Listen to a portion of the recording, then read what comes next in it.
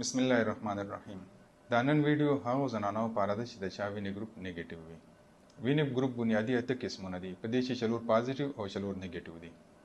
کوم زنانو چې وینې ګروپ نیگیټیو وي دا چې کله واده سي نو د دې خاوند وینې ګروپ د خامخا معلوم کی، او چې د چا خاوند وینې ګروپ نیگیټیو راځي نو دا کومه مسله موږ په دې ویډیو چې ډیسکس کوو دا مسله به په دې خاندان چې نه راځي، او که چیرې د خاوند وینې ګروپ پازیټیو رالو نو بیا دې خاندان چې ماشومانو چې مسلې راځي او هغه لپاره انجکشنو ضرورت وي، پکار دی چې دې خاندان ته د انجکشن معلومي وي او پټه مې لګي. دا زنانه به هر حمل په دوران چې 28 هفتو باندې د انجکشن لګي، او بیا چې کله د ماشوم پیدا سي نو فوراً به د ماشوم وینې ګروپ معلومي.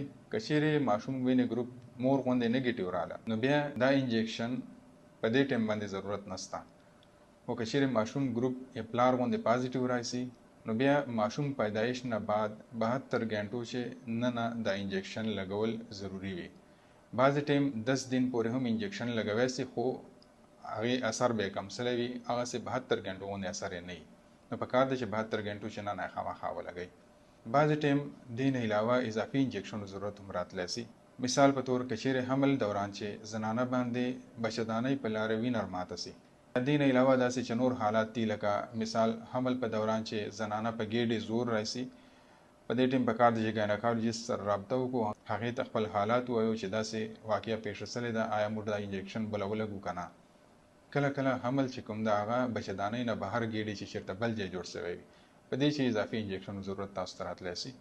دین علاوه چې نور داسې حالات دي نو داسې ټولو زنانو ته پکار دي چې حمل په دوران چې دو ګایناکالوجیست سره مسلسل رابطې چې اوسېږي. کومې زنانه چې دا انجکشن نه لګوي نو د دې ماشومان موږ ته راځي چې کله داسې وي چې هغه پیدایش نه بعد زیړی دوره زیات سلی چې هغه دماغو ته ختلی او هغې مستقل نقصان کړی، دا ماشومان یا خو بچ کېږي نه، او چې کوم بچ سي هغه ټول عمري معذوري وي. او یا داسې حالات چې موږ ته راشي چې ماشوم مور ګېډې چې نه وفات سلی وي، هغه یې ټول بدن اوبه نیولې وي، وینه ډېره زیاته کمه سلی، نو د یوې انجکشن سره داسې غټو مسایلو نه انسان بچ کېدی سي. السلام علیکم.